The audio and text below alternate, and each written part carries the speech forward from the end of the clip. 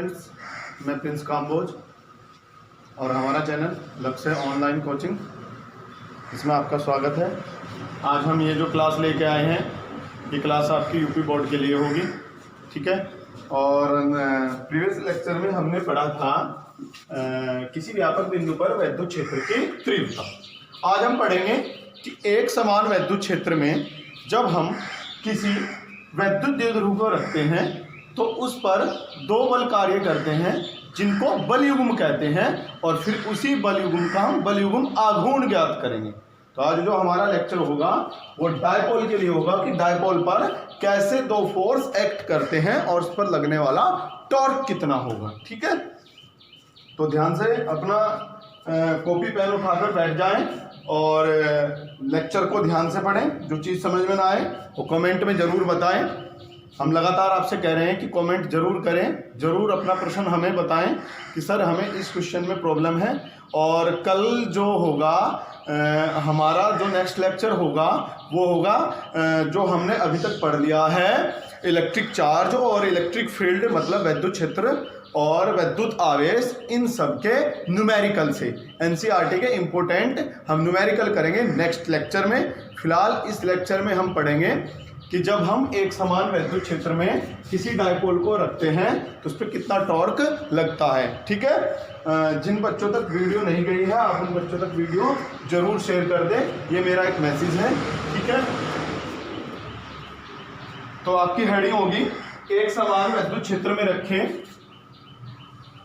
एक समान वैद्युत क्षेत्र में रखें, एक समान वैद्युत क्षेत्र में रखें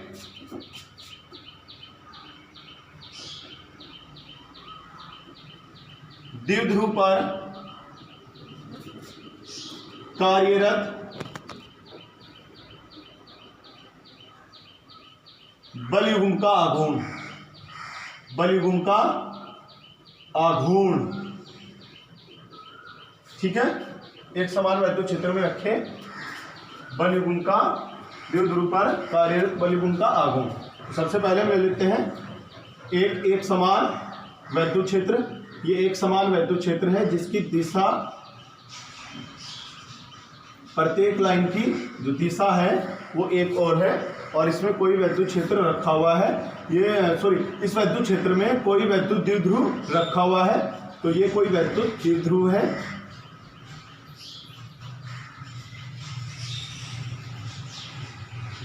ये कोई वैद्युत द्विध्रुव, ठीक है।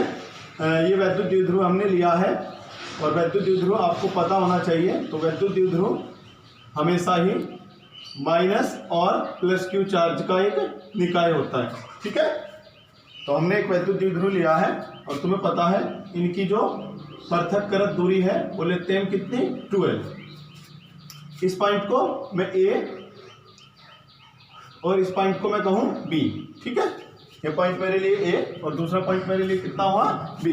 तो ये कोई वैद्युत द्विध्रुव है जो वैद्युत क्षेत्र से कितने एंगल पे रखा है हमने, थीटा एंगल पे रखा है। कितने एंगल पे रखा है हमने, थीटा एंगल पे रखा हुआ है यहाँ। ये लाइन होगी, इन लाइन को मिलाएं,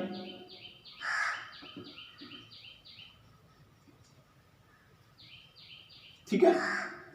तो ये कोई वैद्युत द्विध्रुव जो वैद्युत क्षेत्र में थीटा कोण पर रखा हुआ है, ठीक है। आपको पता है कि यहाँ इस आवेश के कारण वैद्युत क्षेत्र होगा और इस आवेश के कारण भी वैद्युत क्षेत्र होगा। यहाँ वैद्युत क्षेत्र होगा तो यहाँ इस दिशा में बल लगेगा, यहाँ वैद्युत क्षेत्र होगा तो इस दिशा में बल लगेगा।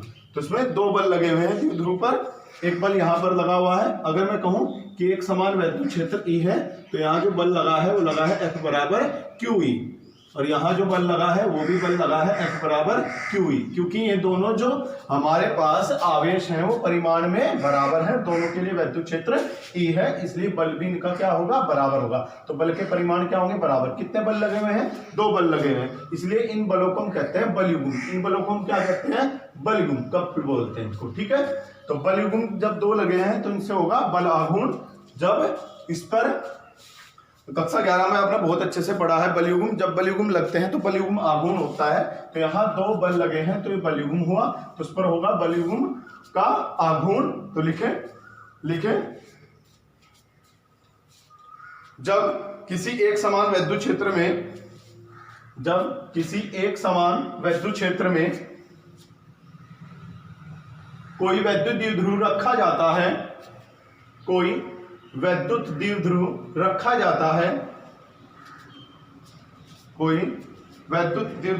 जाता है,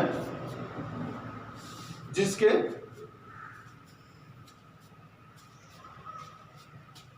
दोनों आवेशों पर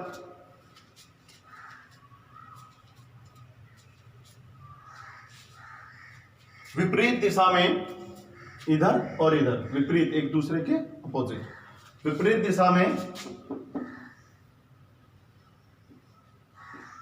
वैद्युत बल कार्यरत है, विपरीत दिशा में वैद्युत बल कार्यरत है।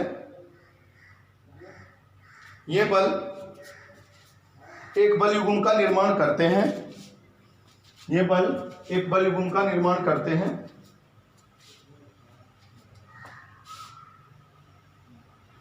जो द्विध्रुव को घुमाकर, जब इस पर बलयुग्म लगे हैं, सेम ये वाली पोजीशन, जैसे हम किसी पेज को किसी स्क्रू की सहायता से कसते हैं तो वो वाली पोजीशन है, ठीक है। 2 बल लगे हैं, बलयुग्म कार्यरत हैं। ये बलयुग्म इस द्विध्रुव को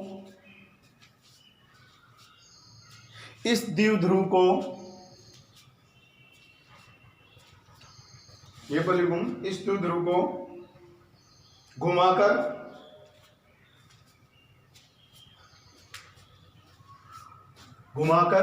वैद्युत क्षेत्र की दिशा में, ऐसे यहां से घूमेगा वैद्युत क्षेत्र की दिशा में, ये पूरी लाइन ऐसे हो जाएगी, वैद्युत क्षेत्र की दिशा में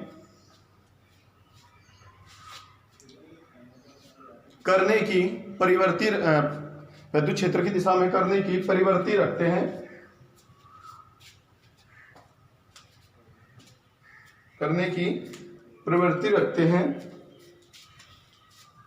तब ठीक है। हम मान लेते हैं हमारे पास कोई वैद्युत द्विध्रुव AB जो +Q - Q आवेश से मिलकर बना है और जिनके बीच की दूरी 2L है। तब इन पर लगने वाला बल F बराबर QE, F बराबर QE, जो परिमाण में बराबर परंतु दिशा में विपरीत है, जो परिमाण में बराबर परंतु दिशा में विपरीत है, ठीक है, जो परिमाण में बराबर परंतु दिशा में विपरीत है। तब 2 बल लगे हैं, इन 2 बलों के कारण इस पर होगा क्या, इस पर लगेगा यहां से आपका बलयुग्म का आघूर्ण, इस पर लगेगा बलयुग्म का आघूर्ण। लिखें, माना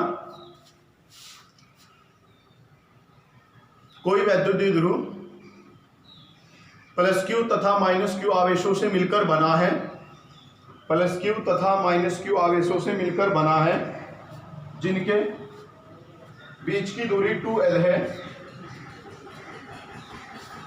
जिनके बीच की दूरी 2L है, और यह वैद्युत द्विध्रुव वैद्युत क्षेत्र E में, और यह वैद्युत द्विध्रुव वैद्युत क्षेत्र E में थीटा कोण बनाते हुए रखा गया है, थीटा कोण F1 और F2, थीटा कोण बनाते हुए रखा गया है। तब इस वैद्युत द्विध्रुव पर परिमाण में बराबर परंतु दिशा में विपरीत, परिमाण में बराबर परंतु दिशा में विपरीत 2 वैद्युत बल F1 व F2 कार्यरत हैं, F1 व F2 कार्यरत हैं,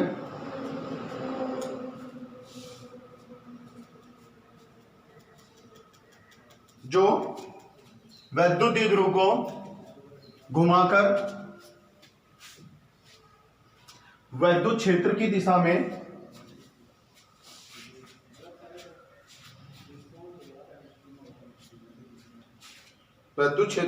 में करने का प्रयत्न करते हैं, तब आपको पता है जब भी बलयुग्म लगेंगे तो उन बलयुग्म का होगा आघूर्ण। तब आप सभी ने पढ़ा है कक्षा 11 में बलयुग्म का आघूर्ण। तब बल युग्म का आघूर्ण, और बलयुग्म का आघूर्ण क्या होता है? यहां पर एक ही डायपोल पर दो परिमाण में बराबर परंतु दिशा में विपरीत दो बल कार्यरत हैं, तो किसी एक बल का परिमाण तथा दोनों बलों के बीच की लंबवत दूरी। तब बलयुग्म का आघूर्ण बराबर होगा किसी, ऐसे लिखेंगे, कार्यरत किसी एक बल का परिमाण तथा दोनों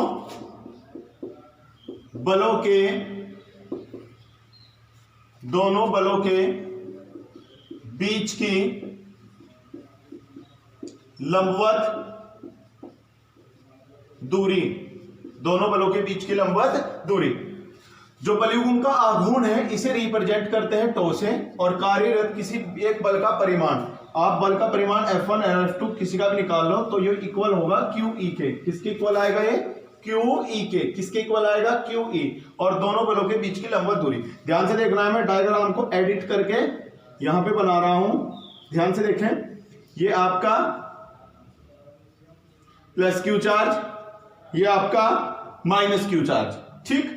यहां फोर्स F2, यहां फोर्स F1।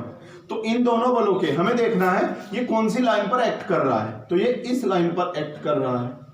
ये कौन सी लाइन पर? ये इस लाइन पर एक्ट कर रहा है। तो ये इस लाइन पर एक्ट कर रहा है और ये इस लाइन पर एक्ट कर रहा है। तो इन दोनों बलों के बीच की लंबवत दूरी ये होगी। लंबवत दूरी मतलब जो 90 डिग्री पर हो एक दूसरे से। तो इन बलों के बीच की लंबवत दूरी ये होगी। ये हमने ए, बी और ये पॉइंट सी, तो लंबवत दूरी क्या हुई यहां से? BC। इस BC पर ये बल इधर और ये बल इधर लगे हुए हैं, ठीक है। तो इनके बीच की लंबवत दूरी होगी यहां से BC। BC की वैल्यू फाइंड आउट कर लेते हैं। ये एक राइट एंगल ट्रायंगल है तो ये होगा ACB। क्या लिखेंगे? त्रिभुज ACB में, त्रिभुज ACB में, इस त्रिभुज में लेंगे। आपको पता है थीटा के सामने वाली जो भुजा होती है वो लंब होती है और 90 के सामने वाली भुजा कर्ण होती है। तो आप सभी को पता है हम इसमें लेंगे साइन, क्योंकि लंब और कर्ण साइन में आते हैं। तो लेंगे यहां से sine theta is equals to लंब बटे कर्ण। लंब कितना है इसका? तो लंब यहां से है इसका AB, जिसको हमने कहा है 12, और कर्ण कितना है इसका यहां से, लंब कितना है इसका यहां से BC, और कर्ण कितना है इसका यहां से AB, जिसको हमने क्या कहा है 12। तो आ जाएगा हमारे पास sine theta equals to BC upon 12, upon वाला मल्टीप्लाई में जाएगा तो BC इक्वल्स टू आ जाएगा 12 साइन थीटा। तो BC की वैल्यू यहां इक्वेशन फर्स्ट में पुट करेंगे तो जाएगा tau is equals to QE 2L sine theta, ठीक है। इसको थोड़ा सा ऐसे लिख लेंगे, tau is equals to E into Q into 2L into sine theta. सभी को पता है मल्टीप्लाई में है तो Q की मल्टीप्लाई 12 के साथ करेंगे। क्यों करी है वो अभी आपको पता चल जाएगा। इसकी मल्टीप्लाई इसके साथ क्यों करी है वो अभी आपको पता चल जाएगा, क्योंकि Q इंटू 12 आपको पता है ये होता है P के बराबर, P बराबर Q इंटू 12। जिन बच्चों ने अभी तक पिछले लेक्चर नहीं देखे हैं तो पिछले लेक्चर में आप जाके देख सकते हो। P होता है वैद्युत द्विध्रुव का आघूर्ण जो किसी एक आवेश के परिणाम तथा दोनों आवेशों के बीच की दूरी के गुणनफल के बराबर होता है, ठीक है। आप पिछले लेक्चर देख सकते हो, उनमें मैंने अच्छे से इसको डिस्कस किया हुआ है। तो जाएगा tau is equals to E, इसकी जगह पुट करेंगे P और ये होगा आपका साइन थीटा। नाउ फॉर्मूला हमारे पास आएगा PE sine theta, PE sine theta. Tau is equals to PE sine theta, ठीक है। Tau is equals to PE sine theta. Vector form में लिखेंगे इसको, तो इसकी जो वेक्टर फॉर्म होगी tau vector is equals to P vector into E vector, P vector into E vector. क्योंकि आप सभी ने पढ़ा है A cross B is equals to AB sine theta n cap. n cap यहाँ पर एकांक वेक्टर है। एकांक वेक्टर के लिए हम उसकी जब वैल्यू निकालेंगे तो 1 आएगी, तो इसलिए एकांक वेक्टर को छोड़ते हुए तो हम लिखेंगे tau is equals to tau vector is equals to P vector into E vector. Note कर लें, वीडियो को पॉज करके नोट कर लें। अब थोड़ा और डिस्कस करेंगे इस पे आगे, ठीक है। अब मेन चीज आती है, बच्चे यहां तक पढ़ लेते हैं सरलता से, बट ये डायरेक्शन के ऊपर बच्चों को खेल समझ नहीं आता कि पी की डायरेक्शन किधर है, ई की डायरेक्शन किधर है, टो की किधर है। बच्चे पी की डायरेक्शन में फाइंड आउट कर देते हैं। दोबारा से डायग्राम डिस्कस कर दूं मैं, ये प्लस है ये माइनस है, सभी को पता है पी की डायरेक्शन हमेशा माइनस से प्लस की तरफ होगी। ई की डायरेक्शन आपकी ये है, जब ये ई की डायरेक्शन में रोटेट होगा तो अपनी फिंगर कल को आप ई की डायरेक्शन में रखो, राइट हैंड थंब से फिंगर कल को ई की डायरेक्शन में जिधर घूम रहा है उधर रखो, और आपका थंब क्या दे रहा है, थंब दे रहा है कि जो हमारा अंगूठा है वो अंदर की तरफ आ रहा है। किधर आ रहा है, अंदर की तरफ। इसका मतलब हमारा जो होगा वो बोर्ड के तल के लंबवत अंदर की ओर होगा, यानी कि टो की डायरेक्शन अंदर की ओर होगी। इसमें टो की डायरेक्शन किधर होगी, अंदर की ओर होगी। ठीक है, तो होगी आपकी टो की डायरेक्शन। आप दक्षिणावर्ती पेंच के नियम से भी इसकी डायरेक्शन को फाइंड आउट कर सकते हैं। हालांकि मैंने फिंगर कल से बता दिया आपको क्या करना है, फिंगर कल को उधर रखना है जिधर रोटेट हो रहा है। तो रोटेट होगा इधर, इधर घुमाने का प्रयत्न करेगा, तो आप फिंगर कल को वहां रखो और अंगूठा किधर कह रहा है, अंदर की ओर। आप बोर्ड नहीं लिखोगे, आप लिखोगे कागज के तल के लंबवत, क्योंकि आप कॉपी पे नोट करते हो। ठीक है, tau equals to P E sine theta. ठीक है, कुछ केस है इसके, वो कर देते हैं कि ये जब पोजीशन से घूमता रहेगा तो ये एंगल चेंज होता रहेगा, और वो एंगल जो हमें फाइंड आउट होते हैं वो हम डिस्कस कर लेते हैं। कि सपोज सबसे पहले पूरा घूम गया और ई की डायरेक्शन में हो गया, तो जब ये ई की डायरेक्शन में हो गया, ई की डायरेक्शन है और ये आपकी डायपोल की डायरेक्शन है, माइनस प्लस दोनों ए की डायरेक्शन में है, तो एंगल होगा theta equals to 0। Theta equals to 0। कुछ केस हैं वो हम डिस्कस कर लेते हैं। केस फर्स्ट, यदि वैद्युत द्विध्रुव वैद्युत क्षेत्र की दिशा में हो, वैद्युत क्षेत्र की दिशा में होगा तो थीटा इक्वल्स टू लेंगे हम 0, और हम इसका वेक्टर रूप नहीं लेंगे, हम लेंगे एंगल वाला जो हमने पहले डिस्कस किया था। तो टो इक्वल्स टू आएगा आपका P E sine theta, theta की वैल्यू 0 पुट करेंगे, और सभी को पता है साइन 0 की वैल्यू 0 के मल्टीप्लाई पी में करेंगे तो 0। इस समय टॉर्क जो होगा उस पर 0 होगा, टॉर्क क्या होगा, इस पे 0 होगा। ठीक है, जो टॉर्क लगेगा वो लगेगा आपका 0। उसके बाद केस सेकंड में यदि वैद्युत द्विध्रुव घूमता रहेगा, ऐसे रोटेट होता रहेगा, एंगल वो ही फाइंड आउट करेंगे। एक बार हम इसकी दिशा में रखेंगे, एक बार विपरीत दिशा में, एक बार लंबवत। यदि वैद्युत द्विध्रुव अब की बार घूम गया, ये वैद्युत क्षेत्र ई, और अब की बार हमने घुमाया, इतना घुमाया कि ये प्लस इधर आया और माइनस इधर, पूरा घूम गया। एक बार इसकी दिशा में, एक बार इतने विपरीत, ऐसे की बार प्लस इधर और माइनस इधर, क्योंकि रोटेट होता है तो ये घूमता रहता है, लगातार घूमता रहता है। ठीक है, तो की बार डायरेक्शन अपोजिट है। यदि वैद्युत द्विध्रुव वैद्युत क्षेत्र के विपरीत दिशा में हो तो एंगल हम पढ़ेंगे theta equals to 180 degree. So tau equals to आएगा पी ई साइन थीटा, यानी कि साइन 180, और साइन 180 सभी को पता है ट्रिग्नोमेट्री का यूज करेंगे, 90 + 90 साइन 90 + 90 cos 90 cos 90 यानी कि 0, तो जाएगा 0। तो पी ई इंटू 0 यानी कि 0। तो आपको पता है चाहे डायपोल हमारी इलेक्ट्रिक फील्ड की डायरेक्शन में हो, चाहे उसके पैरेलल हो, चाहे एंटी पैरेलल हो, तो टॉर्क हमेशा 0 होना है। केस थर्ड, यदि वैद्युत द्विध्रुव रोटेट होते हुए 90 डिग्री पर आ जाए, यदि वैद्युत द्विध्रुव वैद्युत क्षेत्र के लंबवत हो, कैसे हो, लंबवत हो, 90 डिग्री पर हो, तो थीटा बराबर हम पढ़ेंगे 90 डिग्री, तो जाएगा tau equals to P E sine theta. Theta का वैल्यू जो है वो कितनी है, 90 डिग्री, तो टो इक्वल्स टू आएगा पी ई, और साइन 90 कितना होगा, 1, तो 1 की मल्टीप्लाई करेंगे तो टो इक्वल्स टू आएगा पी ई। और इस समय जो टॉर्क लगेगा वो सबसे मैक्सिमम होगा। आपसे पूछ सकता है अधिकतम बल आघूर्ण कब लगता है, तो आपको लिखना है अधिकतम बल आघूर्ण जब लगता है जब वैद्युत द्विध्रुव वैद्युत क्षेत्र के लंबवत स्थित हो, जब वैद्युत द्विध्रुव वैद्युत क्षेत्र के लंबवत स्थित हो। वीडियो को पॉज करके नोट कर लेंगे, ठीक है। इसी पे हम न्यूमेरिकल डिस्कस करते हैं।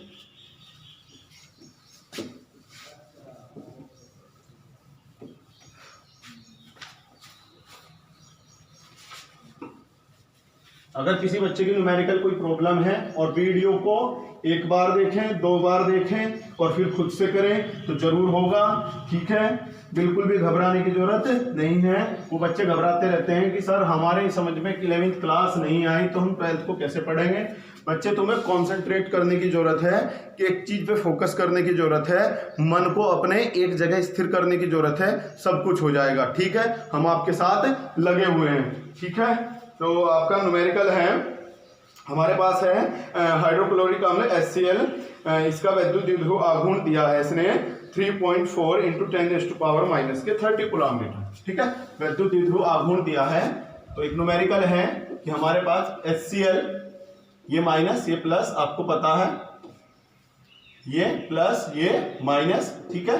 प्लस माइनस से आपका वैद्युत द्विध्रुव आघूर्ण बनने वाला है और इसका वैद्युत द्विध्रुव आघूर्ण है P बराबर 3.54 × 10⁻⁻³ कूलम मीटर, ठीक है।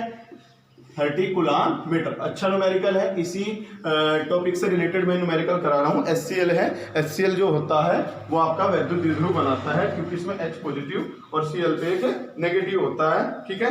वैद्युत द्विध्रुव आघूर्ण इतना है। उसके बाद क्या कहा कि ये जो हमारे पास वैद्युत द्विध्रुव आघूर्ण है इसे किसी वैद्युत क्षेत्र में रखा गया है, क्योंकि जो हम टॉपिक ले रहे हैं वो टॉपिक यही है कि किसी वैद्युत द्विध्रुव को हम किसी वैद्युत क्षेत्र में रखें। तो उसने कहा एक समान वैद्युत क्षेत्र में रखा गया। एक समान को हम समरूप भी बोल सकते हैं और जो वैद्युत क्षेत्र दिया है वो दिया है E बराबर 2.5 × 10⁵ न्यूटन मीटर। कितना दिया है, ठीक है। उसके बाद क्या कहा रखा गया है। उसके बाद कांच पर लगने वाले बलाघूर्ण की गणना कीजिए। बलाघूर्ण मतलब टोक का मान निकालना है। इसने दिया है HCl हमारे पास है। HCl एक वैद्युत द्विध्रुव है और वैद्युत द्विध्रुव का आघूर्ण दिया हुआ है और इसको एक समान वैद्युत क्षेत्र में रखा गया है, कूलम न्यूटन पर कूलम, ठीक है। इसने कहा है ये एक समान वैद्युत क्षेत्र है, इसमें रखा गया है, तो इस पर कितना टॉर्क लगेगा। ये वो एक समान वैद्युत क्षेत्र, अभी इसी से रिलेटेड आपने किया है लास्ट टाइम डेरिवेशन। ये E की वैल्यू गिवन है 2.5 × 10⁵ न्यूटन पर कूलम और इसने कहा है जो HCl है वो इसके लंबवत रखा गया है।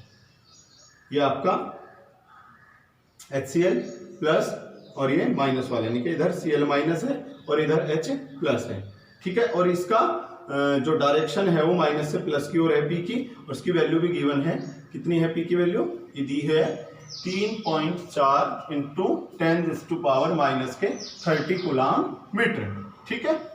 अब हमसे कहा है इस पर लगने वाला टॉर्क, क्योंकि यहां से घूमेगा, एक फोर्स हम इधर देखेंगे इस पे, एक फोर्स इधर, तो ये रोटेट होगा तो उसका बलाघूर्ण होगा, वो हमें ज्ञात करना है। तो आपको पता है लंबवत के लिए हमेशा ही थीटा बराबर 90 डिग्री लेते हैं और फॉर्मूला होगा टो बराबर PE sin theta. Find out करेंगे। Tau is equals to P की वैल्यू गिवन है कितने 3.4 × 10⁻³ गुणा E की वैल्यू भी हमारे पास है। E है आपका 2.5 × 10⁵ साइन थीटा। थीटा की वैल्यू गिवन है कितनी है 90 डिग्री। तो सॉल्व करेंगे। टो इज इक्वल्स टू आएगा 30, बेस इक्वल है तो पावर यहाँ से क्या हो जाएंगी, ऐड होंगी, -30 + 5, एक प्लस है एक माइनस, तो सब्सट्रैक्ट होंगी। तो 3.4 × 2.5 और 10⁻³ आएगी -25 और साइन 90 इनकी मल्टीप्लाई कर देते हैं। टो इज इक्वल्स टू आएगा 25 4 जा 100 तो 10 कैरी और 25 3 जा 75 और 10 85। पॉइंट आएगा आपके 2 डिजिट के इंटू 10⁻⁻25। इतना आपका इस पे टॉर्क होगा, ठीक है। इतना आपका इस पे टॉर्क लगने वाला है। ये आया है आपका टॉर्क। वीडियो को पॉज करके नोट कर लें, ठीक है। वीडियो को पॉज करके नोट कर लें।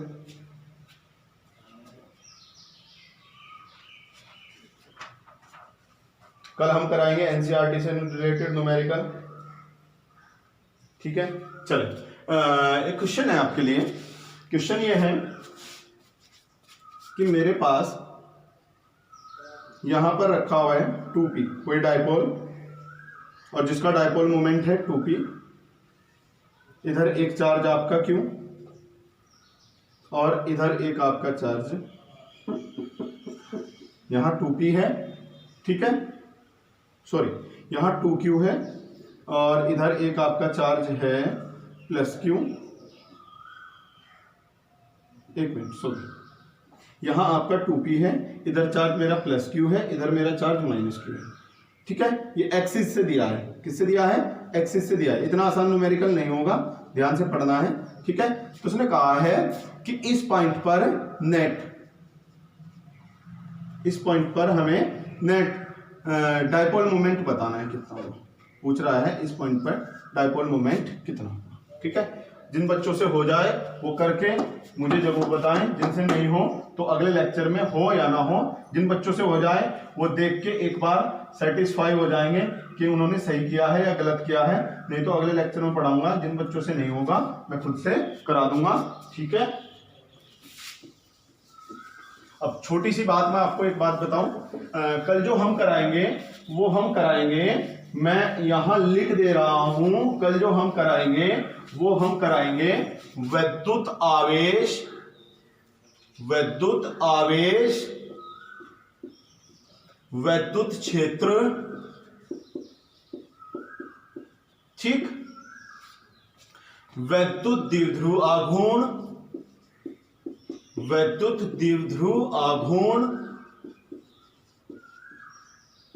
ठीक, और आपका लास्ट का टॉर्क, बलयुग्म का आघूर्ण, बलयुग्म का आघूर्ण।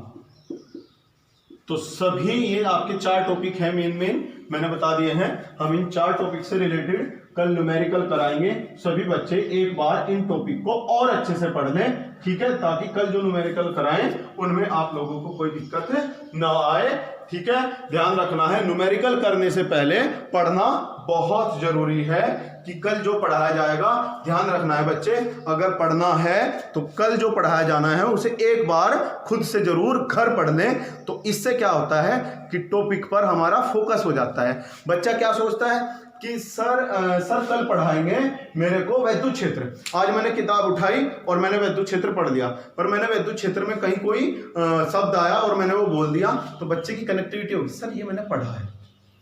अब जब तक आप पढ़ोगे नहीं तब तक आपको पता चलेगा ही कैसे। तो इसलिए ध्यान रखना है, कनेक्टिविटी बनानी है। तो जैसे मैं विद्युत क्षेत्र पढ़ाने वाला हूं तो आप उसे पहले दिन पढ़ लें। ठीक है, जैसे आपकी इवनिंग में क्लास होने वाली तो मॉर्निंग में पढ़ लें, मॉर्निंग में होने वाली तो पहले दिन इवनिंग में पढ़ लें उसको, जिससे ध्यान रहे उस टॉपिक पर आपकी पकड़ अच्छी हो जाए। तो उस बात का ध्यान रखना है, जो भी पढ़ाया जाना है उसे पहले हल्के से पढ़ दो। मैं ये नहीं कह रहा कि आप उसे करो कि आपको ही करना है, केवल मैं पढ़ने की बात कर रहा हूं, मैं लर्न करने की बात नहीं कर रहा हूं, मैं रीड करने की बात कर रहा हूं। आपको रीड करना है, केवल लर्न नहीं करना है, आपको पढ़ना है। जैसे आप कोई कविता पढ़ लेते हो, ठीक है, पाठ का कोई भी आप, हमारे पास लेसन दिया होता है, हम पढ़ते जाते हैं, तो उस तरीके से पढ़ना है जिससे आपकी कनेक्टिविटी बनी रहे। All the best.